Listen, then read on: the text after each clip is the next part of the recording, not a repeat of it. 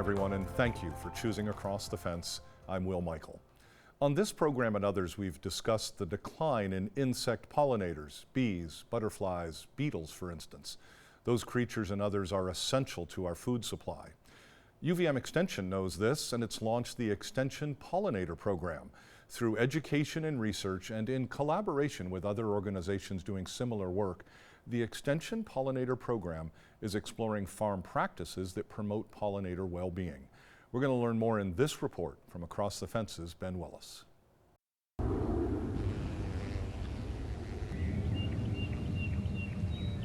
UVM Extension's pollinator support specialist, Laura Johnson, is on a mission to protect Vermont's wild pollinators.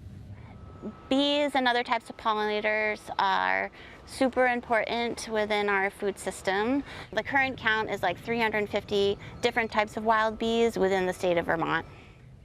Despite the importance of wild pollinators to our food system, Laura notes that they are often overlooked as more attention is usually paid to their well-known cousins, honeybees.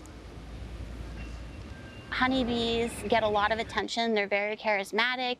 On a per bee basis, they are not as efficient at pollinating certain crops as wild bees. Squash is an example that has a very specialized bee called a squash bee, and it's totally dependent on the pollen of the big belled flower squash plants like pumpkins and winter squash and summer squash, and on a per bee basis, much more efficient at pollinating than honeybees. So depending on the crop, wild bees are really important in producing that crop.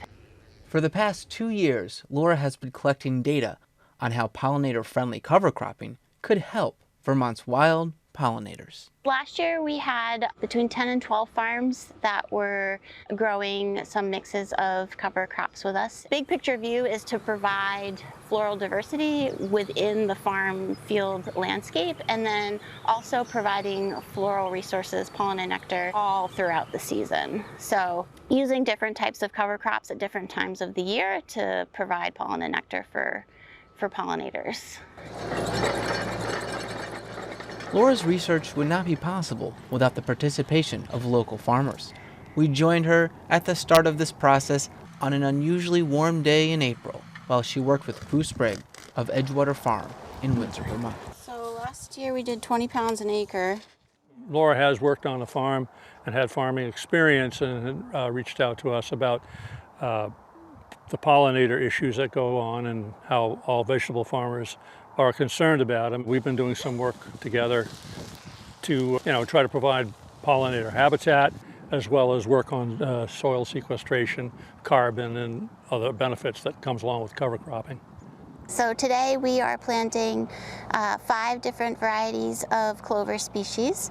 We have a white clover, a yellow sweet clover, crimson clover, alfalfa, and balansa clover.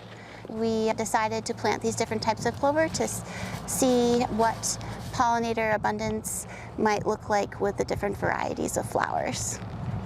As Laura and Pooh get to work, Pooh notes that the conditions on this particular day are less than ideal. It's pretty early in April, and in a normal year this might be considered a frost seeding, but it's 80 degrees here today, so we're going to put some in and hope we get some moisture. We're going to use a brilliant seeder to seed it down. Last year we direct seeded it with a no-till seeder, but it was so dry all summer the crop failed, so we're here to try again. How is everything going? Boy, it feels like blind optimism on a day like today, doesn't it? Yes. Really? So weather is always a challenge, and with climate change it becomes a little bit more difficult to adapt and adjust to. Will Rogers once said, "The farmer has to be an optimist, otherwise he still wouldn't be a farmer." Well, this year, for Laura, that optimism has paid off. It didn't hurt that she stacked the deck, partnering with multiple farms in Vermont, like here at the Intervale Community Farm in Burlington. The Intervale has a really awesome rotation with their crops and cover crops, where they're able to have kind of cover crop islands throughout their cropping field. Some pollinators and some types of bees can't and don't fly very far. So by having kind of like islands throughout a larger landscape allows for access to that floral diversity that is supplied by cover crops.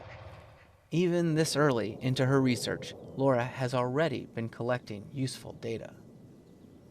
Cover cropping is something that farms in Vermont have been doing for a long time and are really good at. The pollinator component is just another layer to that. It does require a little bit different management strategy. If you're thinking about terminating and when to terminate a cover crop, that would be different for soil health or weed suppression, or if you're trying to feed pollinators on your farm. For farms interested in trying cover cropping with pollinator-friendly crops, Laura points out that there are a few things to keep in mind. There's definitely an expense to cover crops, especially if you're using legume cover crops. Those tend to be a little bit more expensive, but they also have kind of unique nutritional benefits to your soil system as compared to other types of cover crops. So there is like a cost benefit.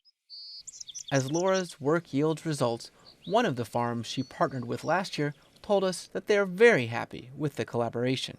We worked with UVM Extension last year, trialing out some cover crops that are intended to have specific pollinator and beneficial insect benefits, and so attracting pollinators, feeding them throughout the season, while also serving the purpose of protecting soil and building soil health through the cropping cycle. And so we were able to dedicate some plots in our cut flower garden and incorporate this diverse mixture of cover crop seed, which also had some great bloom. So it was an attractive display, and it was a nice educational piece for us to have here on our farm.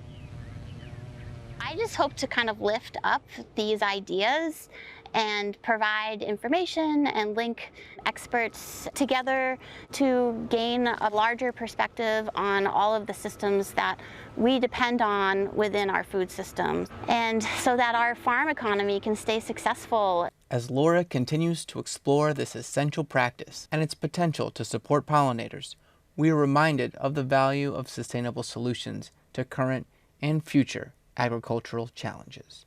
At Cedar Circle Farm in East Thetford, I'm Ben Willis with Across the Fence.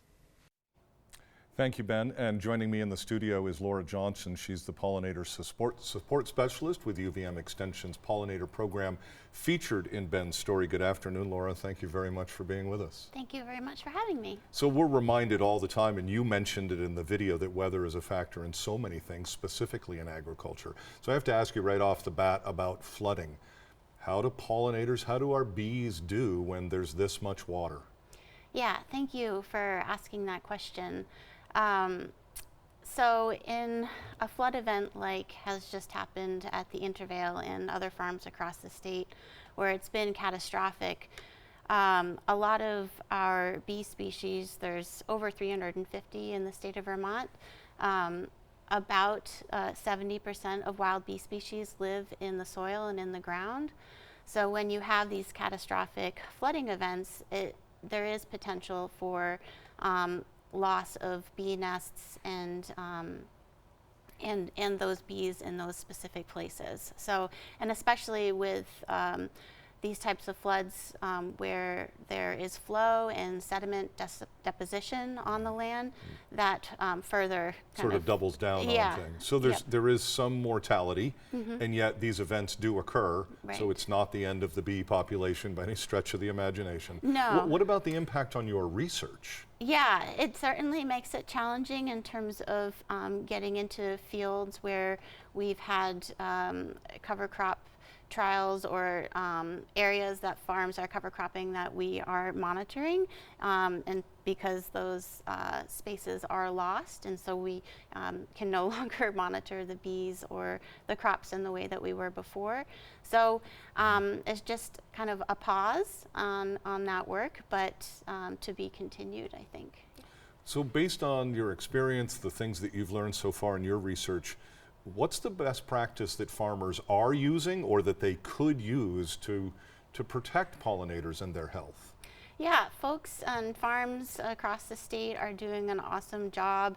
I think in particular, those farms in the Northeast do a great job on conservation practices in general on their farms, when they're already having to think a lot about their business success, and cover cropping is one way.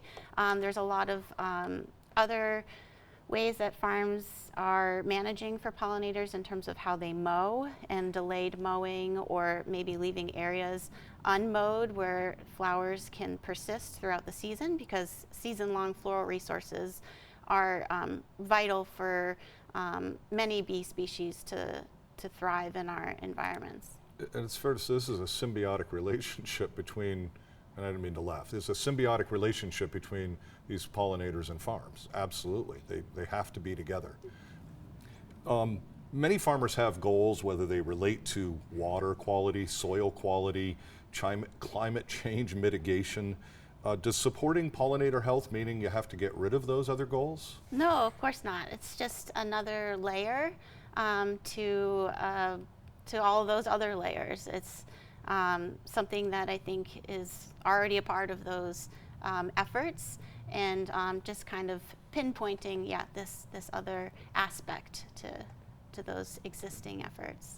Across the fence, other media outlets have covered, and I'm sure you get asked this a lot, what can we do as homeowners? And we've aired a number of pieces about planting bee-friendly species, native species. But if someone wanted to become a beekeeper, which you are, we could do a whole separate program on this, but what are the basic introductory recommendations? What do you want to tell somebody who says, I'd like to try this? Yeah, I mean, honeybees are one of many types of bee species, and they are considered livestock by the USDA. And I suppose if folks are interested in becoming a beekeeper, they can join the Vermont Beekeepers Association. They're a wonderful organization with a lot of support resources. And you can also support wild bees in your own landscape without becoming a beekeeper as well, just by enforcing flowering habitat and low disturbance around your home. Before we go, we're going to point out to our viewers that they can support your work and learn about becoming a beekeeper by checking the UVM Extension Pollinator Program. We put the website on your screen, uvm.edu/extension/pollinator-resources. You'll find research, habitat information, all kinds of stuff there, as well as a guide to the various identification of wild pollinators. Laura Johnson, thank you very much for being with us, and I'm sure that we will have you back again as your research continues. Thank you. Thank you so much.